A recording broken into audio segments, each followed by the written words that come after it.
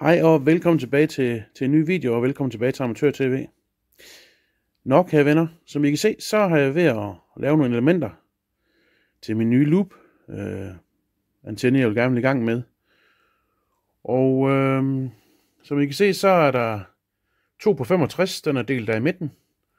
Så er der lavet 2 på 133 og 1 på de 1,30 meter. Det bliver så, overlæggeren, der bliver på de 1,30 meter, og 2 sider på 133 meter. Og som sagt, den her i bunden er også lavet på de 130. Det vil så sige, at vi ender på 5 meter og 20, som så skulle være rigtig fint til 40 meter. Og så kan jeg altid lave en ring mere. Jeg har dog ikke mere elementer af det her. Men det kan være, at jeg kan finde på noget andet på et tidspunkt. Men så kan jeg i hvert fald koble, så jeg kan få 80 meter med på den også senere. Men skal vi ikke bare fokusere på at få det her klistret sammen med noget svejsning og noget, og så ser vi sgu da bare ud af, venner. Ja, jeg glemte selvfølgelig at fortælle jer, hvorfor at de 2 af dem er de 133. Det er jo så fordi, at den her er cirka 1,5 i tykkelse. Så når de kommer op og stå her ovenpå, i begge ender, så spiser den cirka de 3 cm, så er de alle sammen de 130. Så det var lige der. Men lad os få startet svejserne op, gutter, og så er vi sgu der i gang.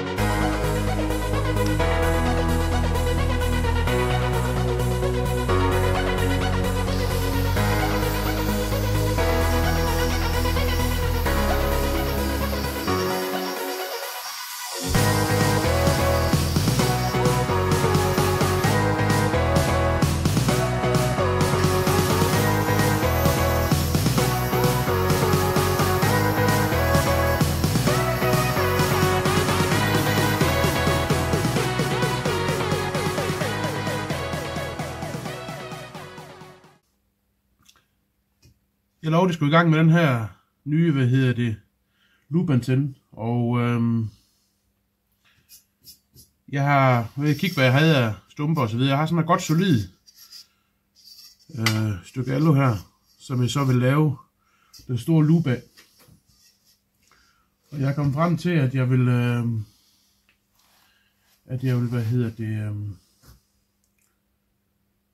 jeg vil starte med at lave den til 40 meter. Og det skal så være 5 meter og 20. Så kan jeg vælge at lave 2 ringe af 5 meter og 20. Så kommer jeg op og kan køre 80 på den også. Men det må vi lige tage senere. Jeg har nogle andre elementer, som godt kan blive til det. Men nu satser vi lige på den her første omgang.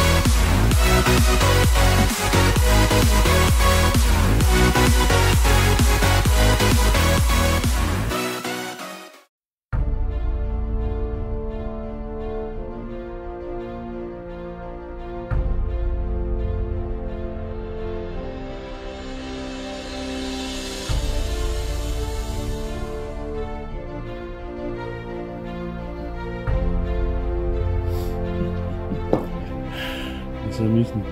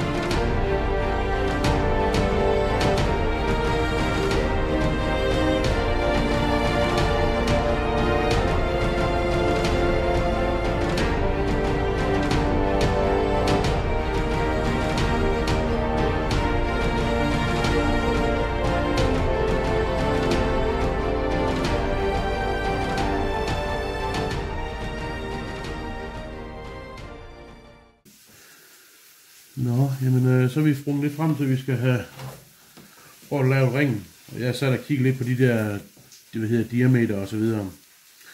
Og jeg er vant at lave den på 60 i diameter. Og det svarer så til en meter 88 cirka. Så det er der her i den her hvide. Og det er så noget tyk inderlederkabel, jeg bare har taget af, skærmsiden af, som så skal ind på noget. Ja, man kan lave på mange måder, men jeg lavede direkte på noget RG213 kabel. Og så bliver det, vi prøver med.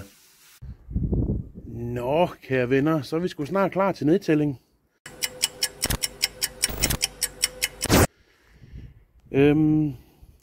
Ja, som I kan se, den der alu, bro der, eller den der, ja, rustfri bro der, den har jeg selvfølgelig skiftet ud med en alubro i stedet for. Om det har nogen betydning, ja, men det tror jeg da, det har i den sidste ende. Men så er den i hvert fald ved at være klar. Og som sagt, jeg har til at starte med taget en diameter på 60 i ringen der. Så må vi se, om den skal justeres, eller hvad den skal. Men der er den i hvert fald, og så skal vi i gang, som sagt, have prøvet at sætte den til, og så se, hvad det kan, hvad den kan, og hvad den ikke kan. Ja, jamen som sagt, så er det jo genbrugs aluminium. Og den her, som sådan set blev ring nummer 1, er lavet ud af gamle antennebomme. Og det her, det var noget, jeg havde på lager, som sagt. Ja, og det er som sagt svejst. Og her inde under alle de her, der er selvfølgelig sørget for, at der er godt connection, selvom det er skruet sammen. Man kunne selvfølgelig vælge at svejse broen fast her senere, men altså. Nu skal vi lige have en testet af først, om det er noget, der dutter.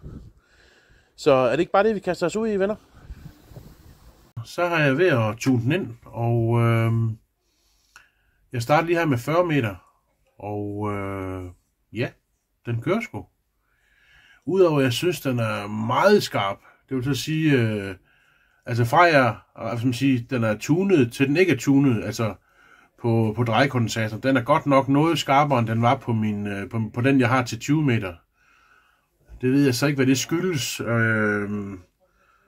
Om måske min drejekondensator, om jeg skal måske være lidt mere, altså give den en tur mere med sliveren, sådan at den er lidt mere skarp i hjørner og kanter og sådan noget. Det skal være usagt, for der har måske været sådan lidt mere sløset.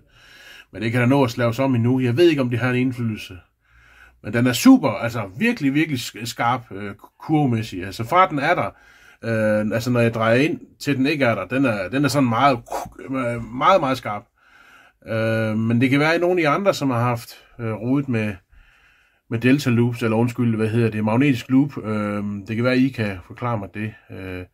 Som sagt, nu har jeg jo bare lige taget en ring her, den inderringen. Det kan være, hvis jeg laver om på den, at det giver noget. Jeg synes, jeg har hørt, hvis man får en mindre inderring, det giver også noget på SVR'en, bredde hedder sådan noget. Så det kan sagtens være sådan nogle ting, men det synes jeg, I skal smide en kommentar ned i kommentarfeltet, hvis I har prøvet sådan noget her før. Hvad det kan skyldes, for jeg synes godt nok, den er meget, meget smal.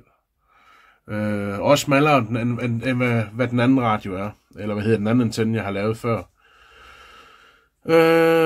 Men 80 meter har jeg ikke været over at prøve endnu, men det kan vi lige prøve. Men som sagt ligger nogle tysker her i hvert fald, vi lige kan lidt, der er egentlig okay signaler, som I ser. Vi kan lige prøve at lytte lidt her.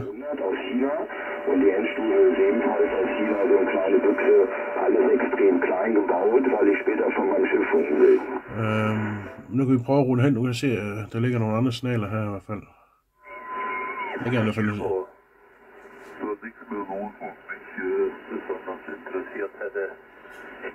Det er også nogle tyskere. Men altså, som sagt, den kører.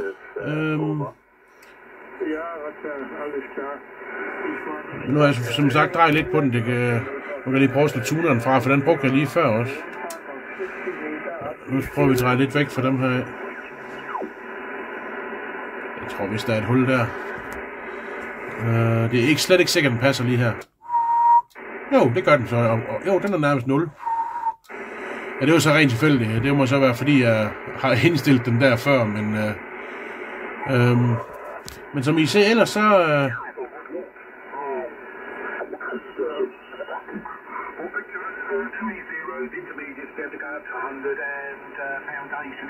Det er vist noget englænder. Men som I kan høre, så kører den. Men lad os lige prøve at smutte over på 80, som jeg kan være heldig at køre den der.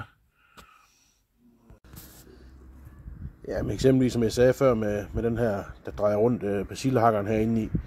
Som I kan se, der er den egentlig nogenlunde lige. Men er der nogen af dem, de er sådan lidt bob-op her. Du kan se, der er en her, der stykker lidt her. Om jeg simpelthen lige skal have gået efter det. Om det simpelthen har så meget indflydelse, men det kan godt være. Du kan sige, der er jo nogle stykker, som der ikke lige går helt parallelt med hinanden. Men det vil jeg lige prøve at undersøge. Det skal i hvert fald lige afprøves først. Der er også andre muligheder. Det kan også godt være, at den her kapaciteten simpelthen ikke er høj nok. Men der ved jeg, at der kan man så tage en jumper herfra og over på persillehakkeren, sådan man kapaciteten bliver højere kun på den der over. Men der er sådan flere ting, jeg lige skal lege med. Men jeg kan som sagt, lige PC kan ikke få den til at køre 80. Jeg ved heller ikke, om det er indringen. Om jeg skal kigge lidt på den. Men det synes jeg, vi skal... ja, jeg synes, vi skal lægge det op til jer måske. Hvad I synes, jeg skal gøre. Jeg vil helt sikkert prøve at få det her til at være mere parallel. Det vil jeg prøve som noget af det første. Om det har en indflydelse på det. Og det kan også godt være, at den bliver mere bred på, som sagt, på 40. Den kører på 40 lige pt, som sagt. Men skal vi ikke bare sige, at jeg synes, vi skal runde videoen af her. For ellers bliver den jo evig lang, den her video. Og så smid endelig en kommentar dernede. Og så må I have det helt fantastisk, til vi ses igen. Hej hej.